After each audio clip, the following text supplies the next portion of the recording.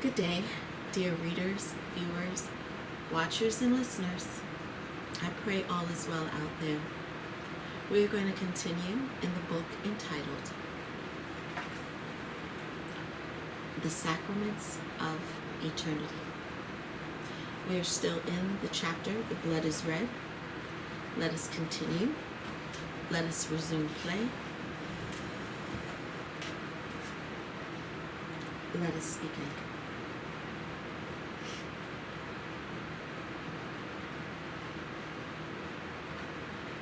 According to Thomas.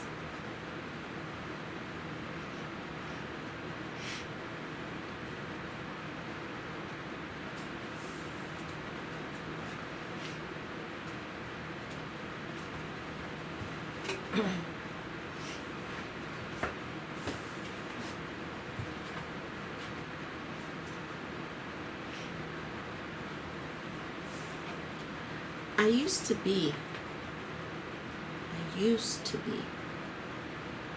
Jesus' disciple. My personality wouldn't let me talk much, but I did my best to remember everything in order to convey it to other people through disciples like myself. It's complicated to describe Jesus' personality, for he was a divinity. Talking about God is not easy to avoid it's not easy to avoid any desecration of his name. But let me tell you, once you see something beautiful, it will remain as such in your memory forever. I remember my teacher like this. There were times I would doubt him and would be under the impression he was trying to force his spiritual ideas upon us. That's the kind of person I was, which is no vice. I did see his miracles. Those were true miracles back in the days.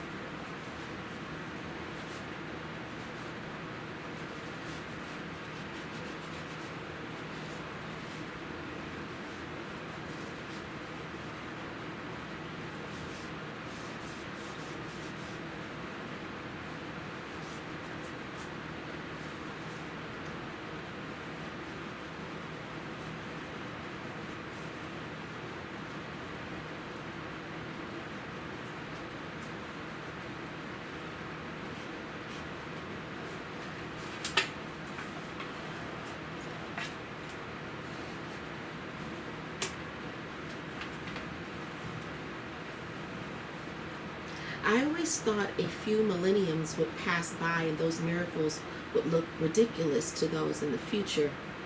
Then I would leave my brothers and stay for a while. My interest was fading, for I could clearly see that our preaching was not getting through. People laughed at us and mocked us. I couldn't handle it and was about to give up on God's endeavors, finding it offensive. Nothing changed after the preaching. People were very tough towards God and themselves. Time passed by and my interest in our teacher faded completely. I left him without saying a word. Rumors couldn't yet be stopped. They spread about Judas around Judea. Jesus was getting famous. After giving it a second thought, I decided to come back to him, and so I carried on. The crucifixion time came suddenly. I was anticipating him to descend from the cross like no one else, but alas, that didn't happen. Jesus, the crucified Jesus, was dead like any other human. His body was carried into a cave, and I thought that truly it was the end. I saw something else, though. He devoted disciples, his devoted disciples, lost their hearts and gave up. No one believed our teacher would come back.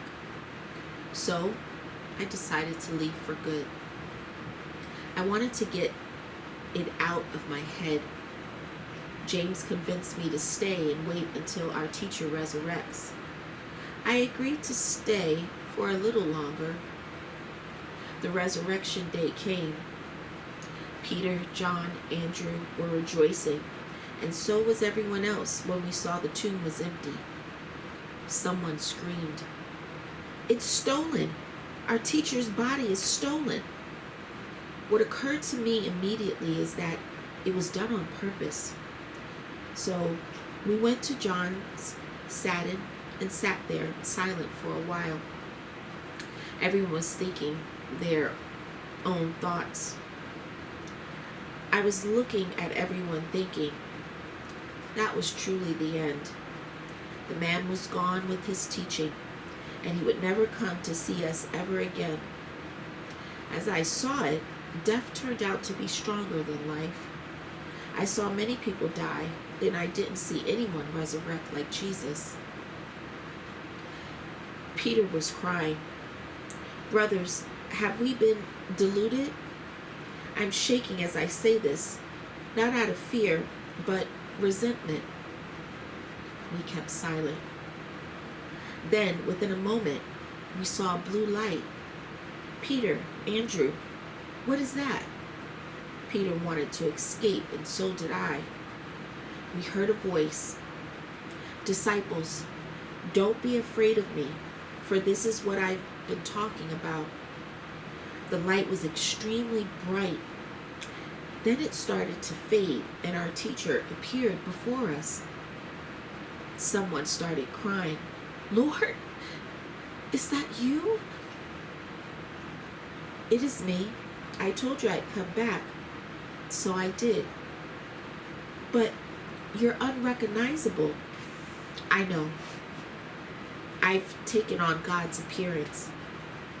I was standing there feeling like it was a dream. I pinched myself to make sure that I wasn't dreaming and that Jesus Christ was standing before me. There he was, right in front of us. "Thomas, you're doubting Thomas." Doubting Thomas. "Do you really think the Lord is capable of lying?" "Teacher, I have believed in you now, not completely yet at the time, but now." "Well, come and hug me then. I'm scared, for I see someone else now." "Thomas, it's me, Jesus Christ. Let me hug you then, to take away the doubts." I approached Jesus, and he smiled. "Thomas, come on, don't be shy." "Teacher, hugging God takes some courage." "Okay, Thomas, then I will hug you first." And he embraced me. What I felt in that moment, I can't really put into words. That was magical. All my doubts got carried away, and I felt very light. I felt easiness in my soul, let alone my body. "Jesus, forgive me, for I didn't believe in you being your disciple." "Thomas, don't mention it now. I will keep your image in my heart for the rest of my life, although my mind still keeps fighting." What I would often think was, if he had had the heavenly power in his hands, things would have worked out differently. That's what's bothering me. Human is human. God is God. And it's not the same thing. That's what I'm missing. I always wanted to see something extraordinary of Jesus himself. There was a war of gods. My grandpa told me about it. He would often tell me about chariots of fire flying across the sky. There were all different kinds. The sky was rattling and burning. Dead angels were falling out of the chariots. I could never imagine that. How can angels fall down if they have wings? My grandpa would say this to me: Thomas, they didn't have wings. The jugs they had behind their backs generated fire.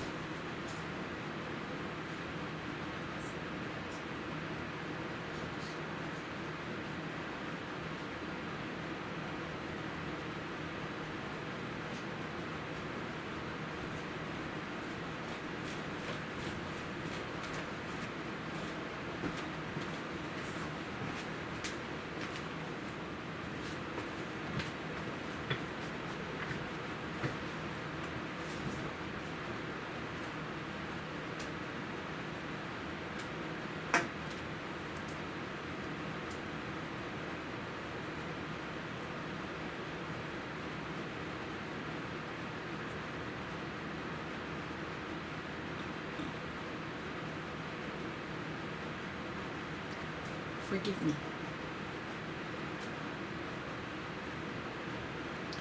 Forgive me.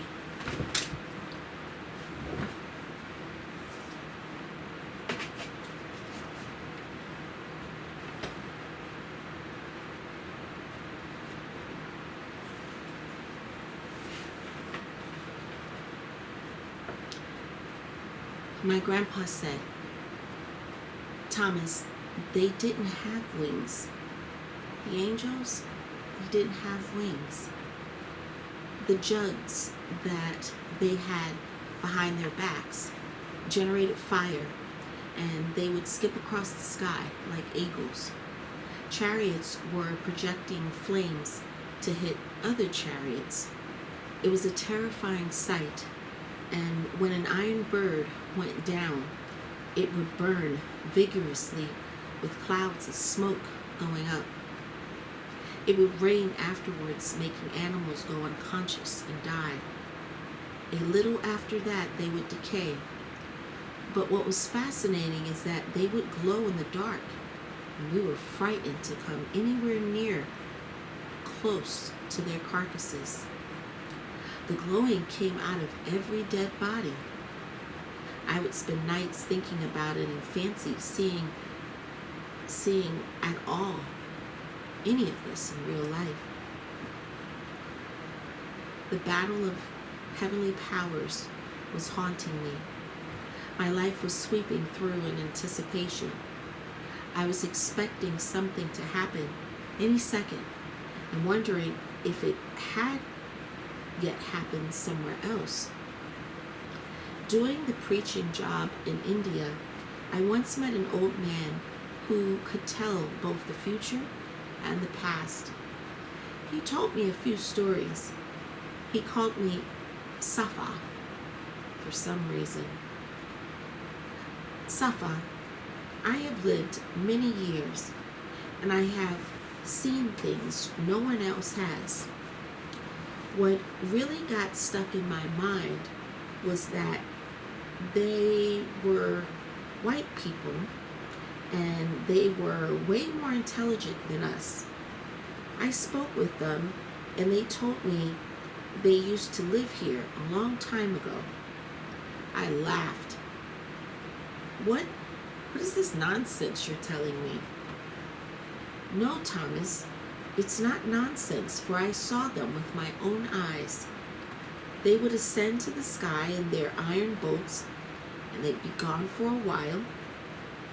They returned and laughed, saying, "Are humans going to realize what we're doing?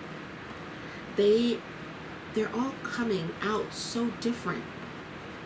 I didn't even know what they were talking about.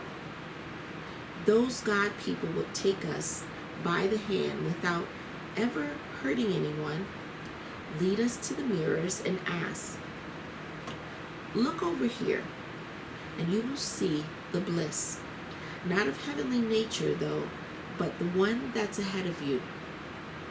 I would listen with my mouth open, for back then, even a horse was a miracle to me. Time passed by. Jesus had been long gone, but he was always with us in our hearts. Once I saw a chariot of fire in the sky. It was coming down. I thought it would devour me, but I wasn't scared, as if waiting for something. The chariot hovered right above my head and over my head, and I heard God's voice say, "Thomas, do what we're going to ask you to do here in India." "What is it that you're going to ask me to do?" "Spread faith in Jesus Christ across this land." Easy for you to say, whereas I might get killed. "No, Thomas, we won't let it happen. We're going to erect a God's temple here, and you will die here in torments for what you've done. However, afterward, you're going to face something extraordinary." "Down here?" "No, Thomas, up here where we are." The chariot slowly vanished in the heavenly space. What was that? Thought to myself. Then I heard a voice coming from inside of my body. "Thomas, the highest hierarchy have been speaking to you, your body's creators." "Lord," I screamed, "who am I supposed to believe?" And I heard this next. "The one who visited earth and chose you to be an apostle." "Jesus, forgive me in my awkwardness and foolishness. From now on, I will put all my effort into making people believe in you only and God's truth." That's how it turned out. India and the faith absorbed me completely. I knew I would have to go through torments and torture for my doings. My teacher's image stayed with me forever. I might have been imperfect in his eyes, but in my mind, he remained one and comprehensive in God's bliss. I have been speaking in a human way so that you could understand that every person has a personality and feelings, which shouldn't be hidden from anyone, even God. Although Jesus always remained human to me, that was his primary course. Everything beyond was truly incomprehensible. I think I've done very little for God, but I've done a lot for Jesus. For following his resurrection, I did take the path of the Christian faith and carried it along until I was sent up to God's kingdom. The waters of the Indian Ocean would inspire me with how beautiful and mysterious it was. I would see my teacher's image everywhere and could hear his voice. As you're looking at all the living, praise my name, for I am in everything that lives. The life I had was no burden to me, but a celebration of all the living on earth. For the sake of a new future on earth, I have kept my comprehensive power, which is omnipresent and goes out to the entire world. I am sweeping through space, reaching out to every corner of the universe. I am happy to have the unbelievers to believe in me. It is not hard to touch me and comprehend me. It's life.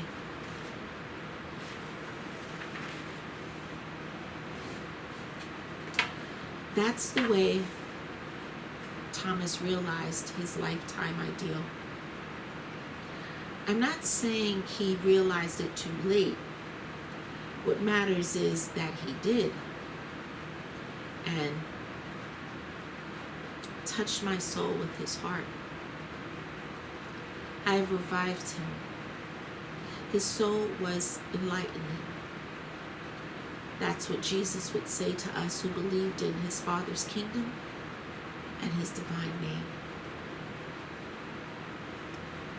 Thomas, doubting Thomas, 63 AD.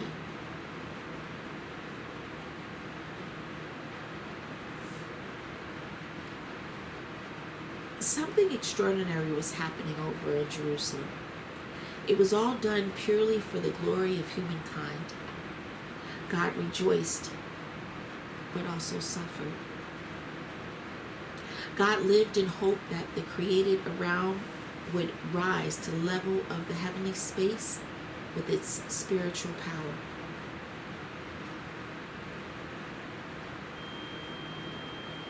Jesus is the spiritual horizon, unattainable to the devilish effect. However, he emerges in abundance of his faces before people. Enormous power, the power of being, the power of eternal life is embedded in the name of the Lord. Jesus Christ is an extraordinary image and look of the sunrise. You always rise before our eyes. Let skeptics die in their body. Do not let them touch the soul, for it is God's heritage, not the non-believers. Jesus is the freedom of speech, freedom of thought and movement. Jesus is God, a human who always has a kind smile on his face. The joy is for the living. No matter what they did, who they are, where they lived, well, not they did. The main thing is they remember the name, the holiest name, Jesus Christ.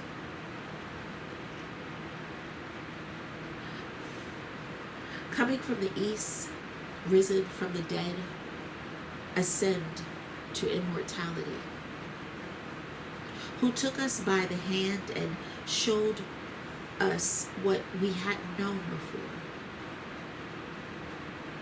All this happened before our eyes. Jesus is our life and the energy of all living on earth. Jesus is the name and a name to be honored and loved.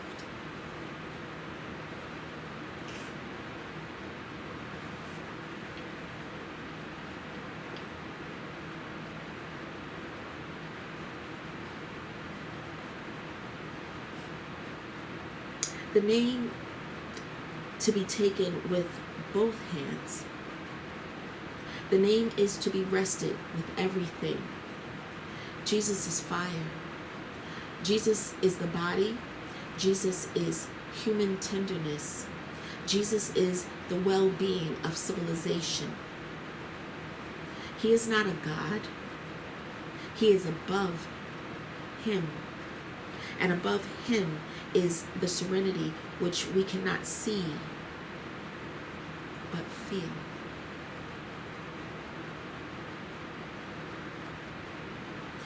Jesus, you ascended and we stayed here on earth. You always said, I'll be back to all who are waiting for me. Jesus is the sky and the sun rising above us, above all the living. God is beside the man, and man is beside God.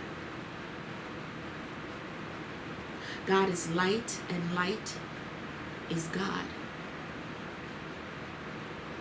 The dawn is in the light, and the dawn of eternal existence and God's grace.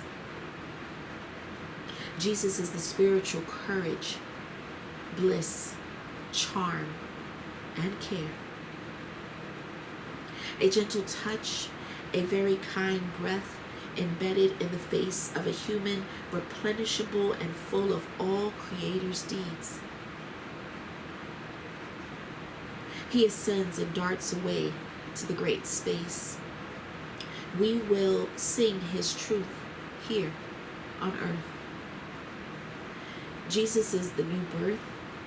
Jesus is goodness and part of human life. Jesus is an extraordinary name, but accepted by all. Jesus, you have the air, sun, and water in you. The stars, the moon, and the sun in you. And they have you, your body and your soul. How beautiful. How beautiful you are among others. You lift yourself up among the fallen blossom, but you did not exalt yourself among the blossom, for you turned out to be God.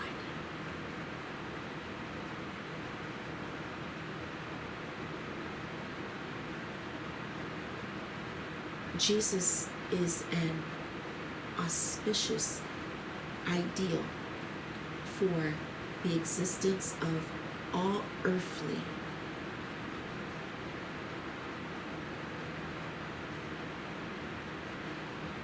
Jesus is life and immortality.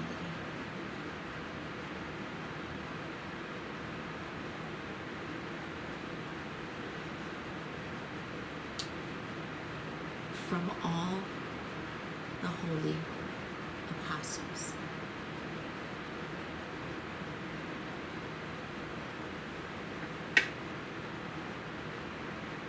Dear readers, we will pause and we will stop there. We will resume play yet another day, another time, in the book entitled The Sacraments of Eternity. Until next time, dear readers, take care of yourselves, and most importantly, take care of each other. All of this, all of it,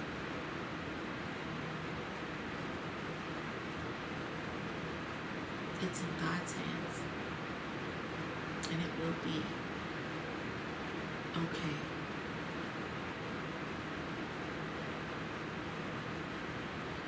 Until next time, thank you.